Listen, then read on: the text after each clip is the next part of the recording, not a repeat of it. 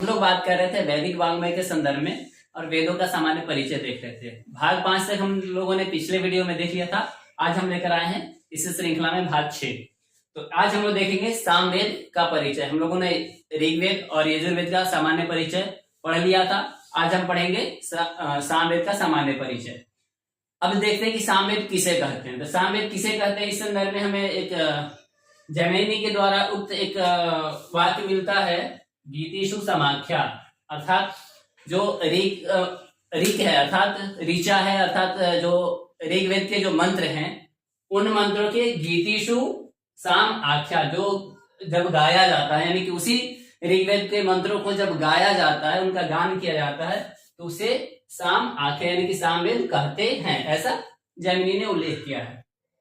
छांदोग्य उपनिषद में ही भी एक पंक्ति है, या ऋक तत् साम, यानी कि जो ऋक है वही साम है, जो ऋग्वेद है वही सामवेद भी है, अर्थात जो ऋग्वेद में जो मंत्र दिए गए हैं उन्हीं का उल्लेख सामवेद में भी हुआ है। बस फर्क क्या है, तो उनका स्वर और उच्चारण यानी कि उनके जो पढ़ने का तरीका है, प्रकार है, उसमें फर्क है।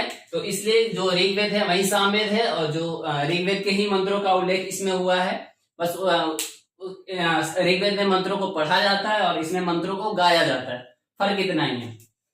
एक और भी है, सामम प्राणम प्रपद्ये, अर्थात जो सामवेद है वो क्या है, प्राणम प्रपद्ये, उसको प्राण कहा जाता है। किसका, तो सभी वेदों का उसे प्राण तत्व कहा जाता है, अर्थात वह सभी वेदों में प्रमुख रूप से उपस्थापित है, अर्थात वो सभी वेदों में प्रमुख है। ये ऐसा यजुर्वेद में उल्लेख हुआ है। एक और पंक्ति है, साच अमश्चेति तत्साम्नः, और इसमें हम लोग देख सकते हैं कि ये सामवेद का अगर ये व्युत्पत्ति की तरह प्रतीत हो रहा है, व्युत्पत्ति है, साच अमश्चेति तत्साम्नः।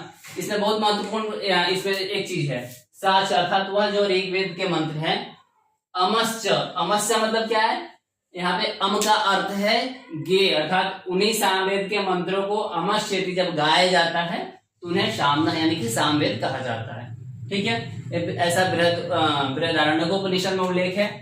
वैसे ही जैसे ये था साम प्राणम प्रपद्ये, वैसे ही एक और पंक्ति है, स यह प्राणस तत्साम, अर्थात जो ऋग्वेद यह सह यह यानी कि उन सभी वेदों में जो प्राण तत्व है वही सामवेद है, अर्थात जो वेदों के प्राण तत्व है वही सामवेद कहे जाते हैं। शतपथ ब्राह्मण में उल्लेख है, सर्वेषाम वा एक एष वेदानाम रसो यत् साम, अर्थात सर्वेषाम वेदानाम, सभी वेदों का जो क्या है, एषः रस, अर्थात सभी वेदों का जो रस है, सार तत्व है, रस तत्व है, उसी को क्या है, साम कहते हैं। अर्थात सभी वेदों का जो महत्वपूर्ण रस बच जाता है, सारांश बच जाता है, उस तत्व को क्या कहा गया है, तो सामवेद कहा गया है।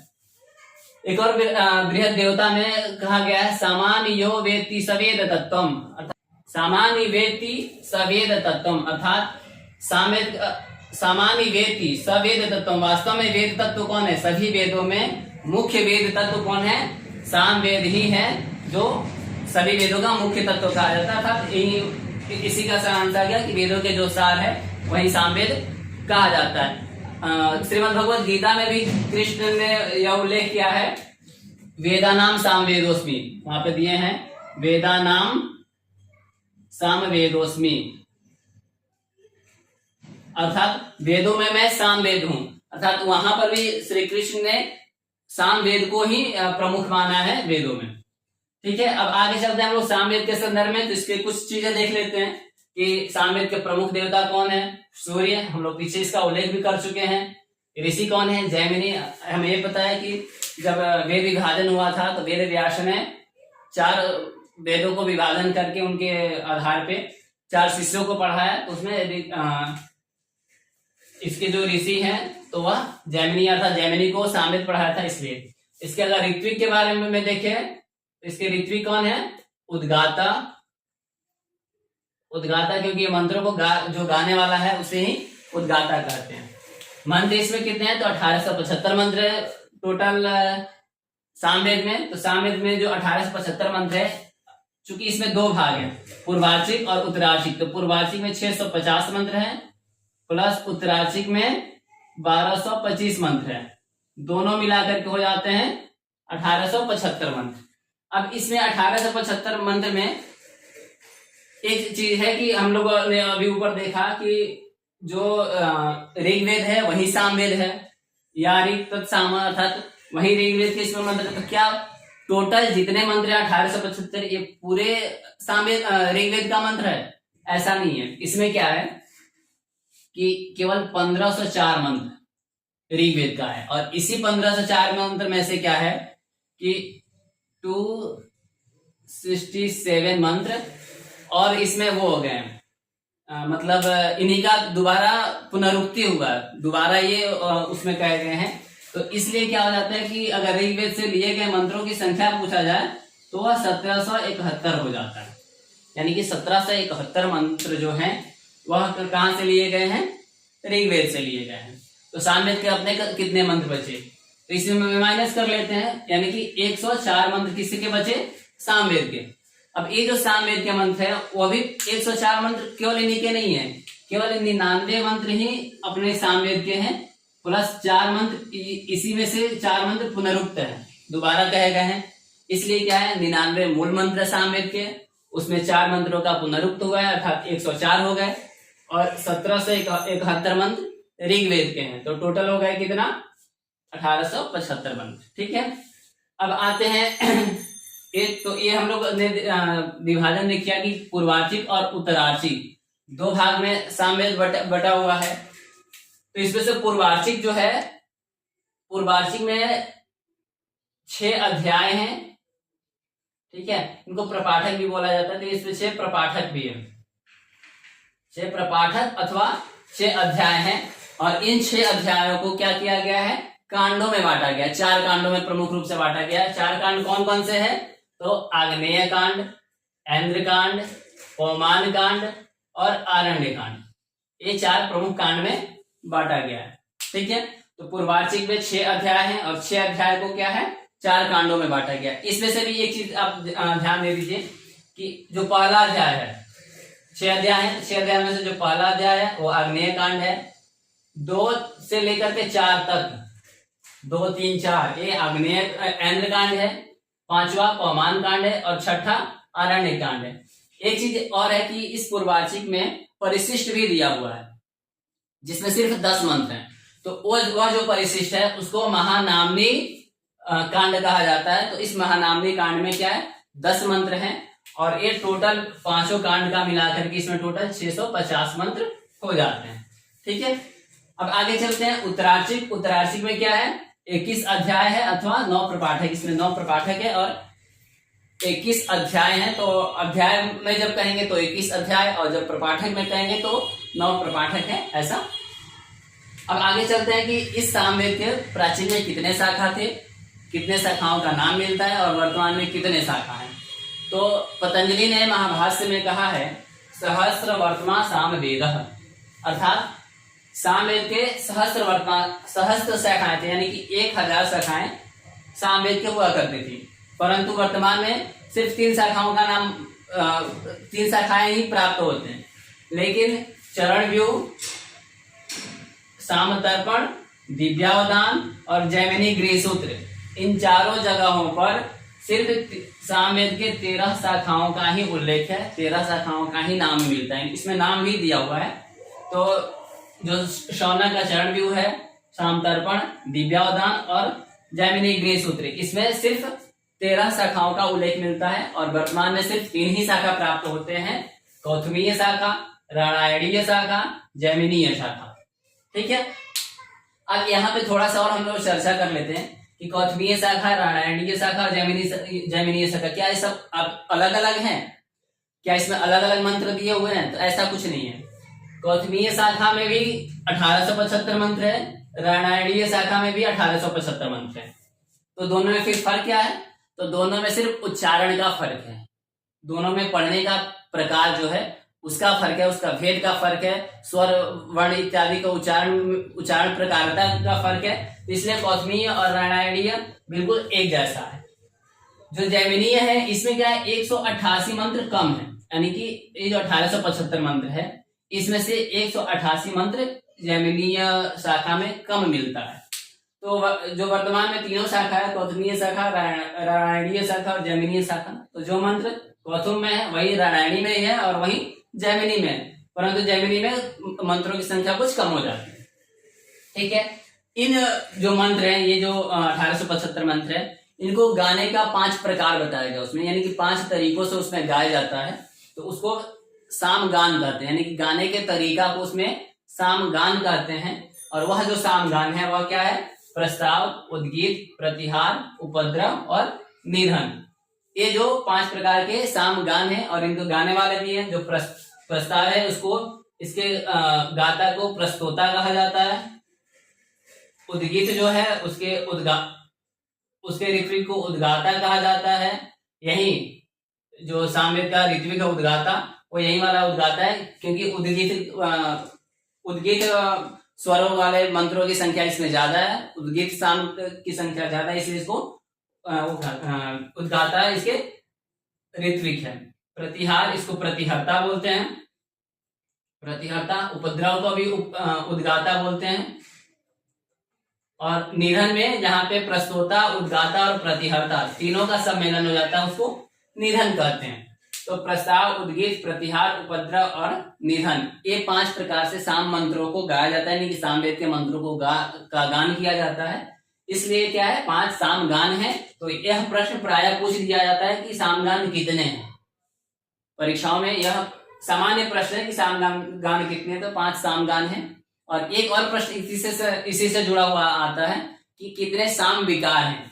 तो सामवेद में 6 साम विकार है। 6 साम विकार कौन कौन है? तो विकार, विश्लेषण, विकर्षण, अभ्यास, विराम और स्तोभ, यानी कि इन 6 प्रकार से मंत्रों में विपरिणाम करके उन मंत्रों को गाया जाता है। यानी कि जैसे अग्नि शब्द है तो अग्नि या ही ऐसा करके, यानी कि विकार करके गाया जाता है।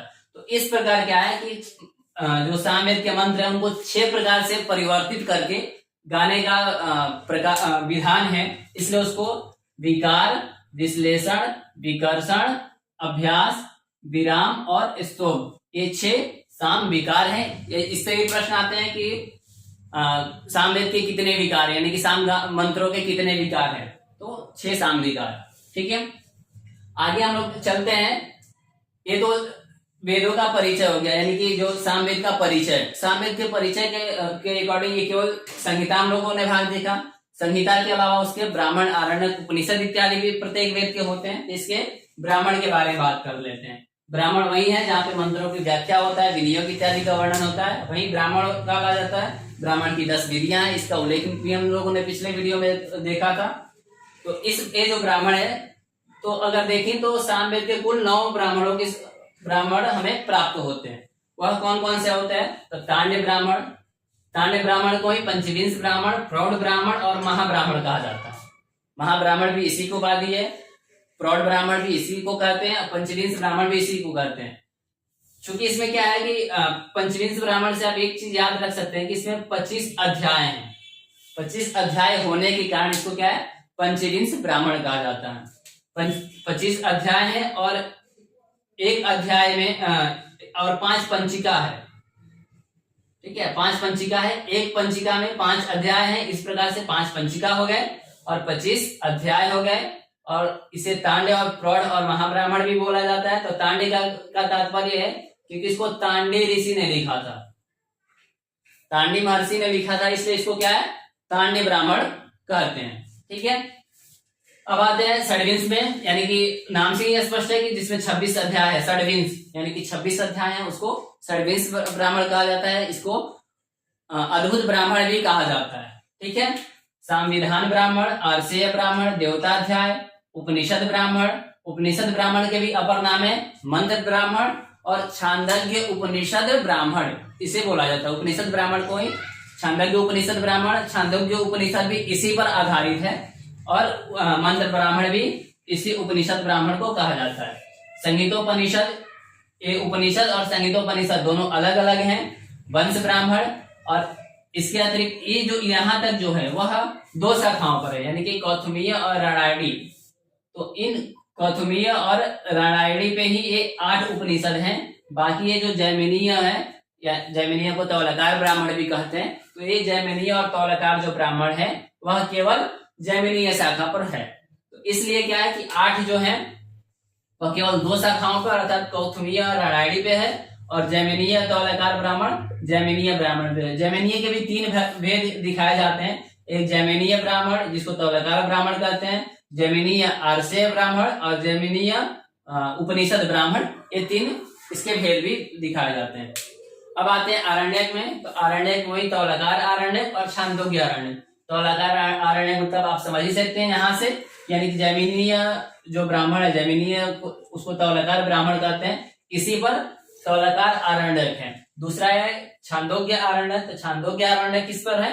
तो ये जो उपनिषद ब्राह्मण है उसी को मंद ब्राह्मण और छांदोग्य उपनिषद या छांदोग्य उपनिषद ब्राह्मण कहा जाता है। तो उसी पर ये क्या है? छांदोग्य आरण्यक है। ठीक है, आगे हम लोग बात चलते हैं उपनिषद में।